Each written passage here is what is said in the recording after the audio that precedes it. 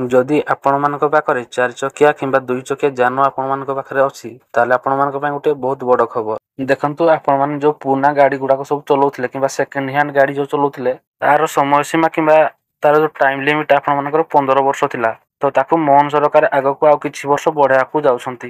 तेबे आसंतु एई वीडियो रे देखिबा कि एई पुराना गाड़ी गुड़ाकर सब टाइम लिमिट आगको आ केते वर्ष बढ़ाया पई जाउछंती आ कोन एथि पई नुवा नियम आसी आसंतु से गुडी को डिटेल्स रे देखिबा। देखंतु 15 वर्ष रु 20 वर्ष को बढ़िला गाड़ी व्यवहार सीमा राज्य सरकार बदलाइले नियम। पुराना गाड़ी व्यवहार अवधि बढ़ाइले राज्य सरकार। गाड़ी व्यवहार नियम रे परिवर्तन करिसंती मोहन सरकार। 15 रु 20 वर्ष को बढ़िला गाड़ी व्यवहार समय सीमा।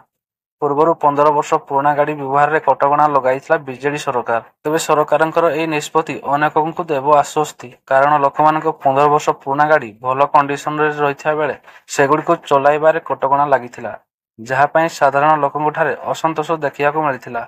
तेबे देखंतु पूर्व जो आपनମାନଙ୍କର पुराना गाड़ी चलेबार समय सीमा 15 वर्ष थिला ताकू आउ 5 वर्ष करी 20 वर्ष बढ़ा जायछि। कारण देखंतु बहुत लोकଙ୍କର पुराना गाड़ी भलो कंडीशन रे थिले भी से माने अधिक समय पर्यंत से माने से गाड़ी को चलै पानथले। सेथि पई मोहन सरकार 15 वर्षर अवधि को 5 वर्ष बढ़ाई 20 वर्ष करिसंती। देखंतु राज्य सरकारଙ୍କ तरफरु एटा गोटे बहुत बड़ घोषणा। जो मानकर पुराना गाड़ी भलो कंडीशन रे रहउतला से माने आउ 5 वर्ष सेही गाड़ी को आउ 5 वर्ष से माने चलाई पारिबे। तेबे ये थिला संपूर्ण सूचना जाकि मु आपण मानको एई वीडियो रे जणैली। आशा करूछि आपण मानको ए वीडियोटी इन्फॉर्मेटिव लागिथिबो। आ जदि आपण माने ए पर्यंत ए वीडियो को देखि छारलेनी ताले वीडियो को लाइक निहाती कर देबे। आ आपण मानकर आखो पाखर जार पुराना गाड़ी अछि ताको आपण माने ए वीडियोटी को शेयर कर दियंतु जा फल से मान मध्ये एई खबरटी को पाई परिबे।